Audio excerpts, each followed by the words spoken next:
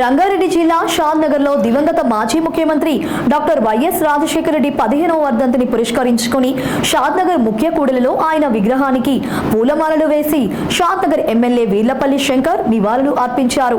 ఈ సందర్భంగా ఆయన మాట్లాడుతూ అందరి హృదయాలలో ఉండే నాయకుడు వైఎస్ఆర్ రాజశేఖర రెడ్డి అని, పార్టీలకు అతీతంగా రైతులకు పేద ప్రజలకు సేవ చేసిన నాయకుడుగా కొనియాడారు. అనంతరం మాజీ ఎమ్మెల్యే చౌలపల్లి ప్రతాప్ రెడ్డి మాట్లాడుతూ ప్రజలు మరువలేని వ్యక్తి వైఎస్ రాజశేఖర రెడ్డి అని, ప్రజల సంక్షేమమే ధ్యేయంగా పనిచేసిన వ్యక్తిగా ప్రజల గుండెల్లో నిలిచిపోయాడని కొనియాడారు. ఈ కార్యక్రమంలో కాంగ్రెస్ పార్టీ నాయకులు, కార్యకర్తలు తదితరులు పాల్గొన్నారు.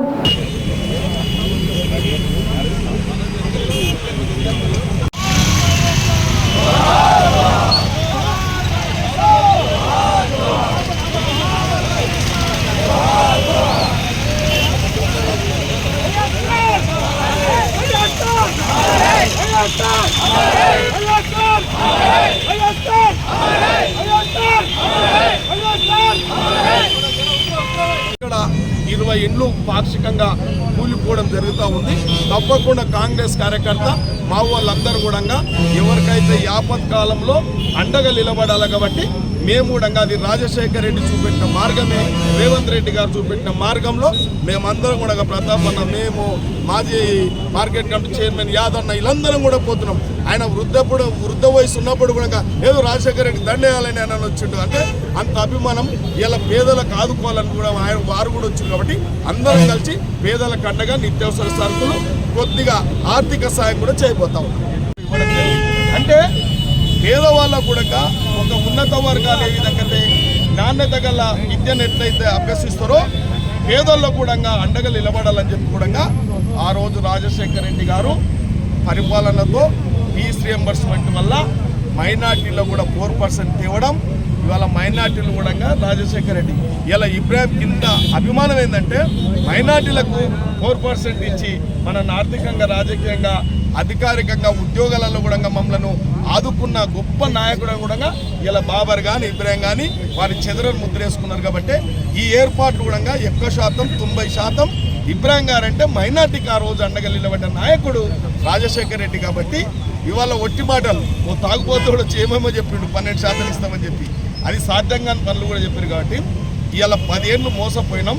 ఇవాళ రాజశేఖర రెడ్డి యొక్క అడుగుజాడల్లో ప్రతి కాంగ్రెస్ కార్యకర్త, ప్రతి నాయకుడు ఇప్పుడు రేవంత్ రెడ్డి గారు కూడా తాను ఇవాళ రాష్ట్ర ముఖ్యమంత్రి వర్యులు రేవంత్ రెడ్డి గారు కూడా తన రాజశేఖర రెడ్డి యొక్క ఆశయ సాధన కనుకోండి, రాజశేఖర రెడ్డి ఆశించిన పరిపాలన ఏ విధంగా కొనసాగించుటో రేవంత్ రెడ్డి గారు కూడా నిక్కచ్చిగా తన కుటుంబ పాలన కాదు.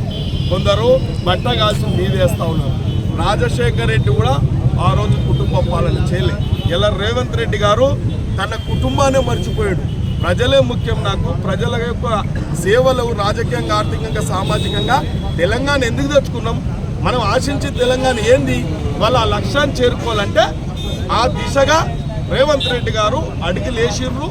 ఆయనను ఎన్ని కాలాల కట్టెలు పెట్టినా, ఏ కాకి గోల పెట్టినా, ప్రతిపక్షాలు కాకి గోల పెట్టినా ఖతర్నాక్ రాజకీయం చేస్తాడు రేవంత్ రెడ్డి. కాబట్టి రేపు భవిష్యత్తులో తప్పకుండా మేమందరం ప్రతి కాంగ్రెస్ నాయకుడు రాజశేఖర రెడ్డి యొక్క ఆశయ సాధన కోసము ఆయన చూపిన మార్గంలో తప్పకుండా మేమందరం నడుస్తాం. కాబట్టి ఇవాళ ఇక్కడ మేమందరం కూడా పెద్ద ఎత్తున వాళ్ళ ఆత్మకు శాంతి చేకూర్చాలని చెప్పి మేము భగవంతుని కోరుకున్నాం.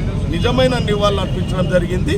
ఇప్పుడు ఇక్కడ నుంచి కూడా పేదలకు కూడా కొద్దిగా మా ఇబ్రాహిం గారు పండ్లు, బ్రెడ్ అవన్నీ కూడా పంచడం జరుగుతూ ఉంది. అదేవిధంగా మేమందరం ఈ భారీ వర్షాన్ని నిన్న మొన్న కూర్చున్న బంగాళాఖాతంలో అల్పపీడనం ఏర్పడి వాయుగుండంగా మారి భారీ వర్ధంతి సందర్భంగా షాద్నగర్ ముఖ్య కూడలిలో వారికి నివాళులు అర్పించడం జరిగింది. మరి ఈరోజు రాష్ట్రంలో అమలవుతా ఉన్న ఏ స్కీమ్ అయినా కూడా రాజశేఖర రెడ్డి గారు ప్రవేశపెట్టిన స్కీమ్లే. ఇవాళ విద్యార్థులు ఇంతమంది చదువుకోగలిగారంటే ఫీజు రియంబర్స్మెంట్ ఇచ్చి రాష్ట్ర వ్యాప్తంగా కూడా నిజంగా లక్షలాది మంది పిల్లలు ఇవాళ విద్యార్థులు ఎడ్యుకేషన్ ఇవ్వడం జరిగింది. అదేవిధంగా విద్యాపరంగా వైద్యపరంగా కూడా అది సీఎం రిలీఫ్ ఫండ్ కూడా ఇవ్వడం జరిగింది. మరి ఈరోజు ఇందిరమ్మ ఇండ్లు కానీ, ఏకకాల రుణమాఫీ కానీ, స్కీమ్స్కు అర్థం ఏదైనా ఉందంటే వైఎస్ రాజశేఖర రెడ్డి గారు.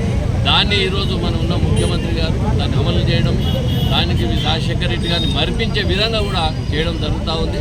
ఖచ్చితంగా నేను చెప్తా ఉన్నా, రాజశేఖర రెడ్డి గారిని ప్రజలు, ఆంధ్ర రాష్ట్ర ప్రజలు మొత్తం కూడా, ఆంధ్ర తెలంగాణ రాష్ట్ర ప్రజలు ఎవరు కూడా గుండెలో పెట్టుకుంటారు. ప్రతి ఇంట్లో కూడా ఈరోజు ఆయన ఫోటో పెట్టుకొని పూజ చేయడం జరుగుతూ ఉంది. మైనార్టీలకు 4% రిజర్వేషన్ ఇచ్చి వారికి కూడా విద్యా విధానం కూడా ఇవ్వడం జరిగింది. కాబట్టి రాజశేఖర రెడ్డి గారికి నివాళులు అర్పించడం జరుగుతూ ఉంది.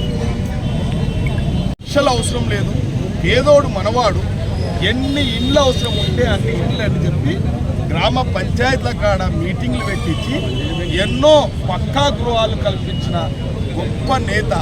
అదేవిధంగా పేదవాడు వైద్యం అందక చనిపోవద్దు అని ఒక దృఢ సంకల్పంతో ఆరోగ్యశ్రీ పథకం తెచ్చుకొచ్చి వాళ్ళ ప్రతి ఒక్కరిని గుండెలో ఇలా రాజశేఖర రెడ్డి ఉన్నాడంటే ఏ నాయకునికి ఇంత ఆదరణ రాలేదు. ఈ రాష్ట్రంలో ఇంతమంది రాష్ట్ర ముఖ్యమంత్రులుగా దాదాపు 10-15 మంది పరిపాలించారు ఈ రాష్ట్రాన్ని. కానీ రాజశేఖర రెడ్డి యొక్క పరిపాలన ఆదర్శవంతమైన పరిపాలన, అందరు మెచ్చిన పరిపాలన. కాబట్టి ఇవాళ ఆయన ఇలా స్థిరస్థాయిగా ప్రతి ఒక్కరు హృదయాలలో నిలిచిపోయాడు. కాబట్టి ఇవాళ తెలంగాణనే కాదు, ఉమ్మడి ఆంధ్రప్రదేశ్లో ప్రతి గ్రామంలో, ప్రతి వాడలో, ప్రతి నియోజకవర్గంలో కూడా ఆయనని ఇలా కొనియాడుతూ ఉన్నారంటే ఏ మీటింగ్ అన్న చూడండి, రాజశేఖర రెడ్డి మాట లేని నాయకుడు, మాట్లాడలేడు. మామూలు సామాన్య కార్యకర్త, సామాన్య మహిళలు కూడా ఇవాళ కూడా రాజశేఖర రెడ్డి పరిపాలన రావాలని కోరుకుంటూ ఉన్నారు.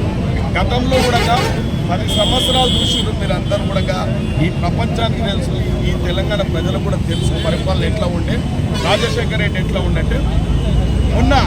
మొన్న జరిగిన ఎన్నికలలో కాంగ్రెస్ పార్టీ రాజశేఖర రెడ్డి పరిపాలన తెస్తాం, రాజశేఖర రెడ్డి పథకాలు తెస్తామని చెప్పడం జరిగింది. కాబట్టి పెద్దలు ప్రతాపన్న కూడా చెప్పారు, ఇవాళ ఆయన పథకాలన్నీ కూడా దేశంలో ఉన్న రాష్ట్రాలన్నింటి కూడా ఆదర్శవంతంగా నిలిచిన పథకాలు. కాబట్టి ఇవాళ చిన్నగా పేద కుటుంబాలు కూడా ఉన్నతమైన చదువులు చదువుకోలేకపోతే ప్రతి ఒక్కరికి అండగా, ఆ కుటుంబానికి అండగా ఉండి ఫీజు రియంబర్స్మెంట్ అంటే ఒక ఇంజనీర్ చదువుకున్న స్టూడెంట్కు 50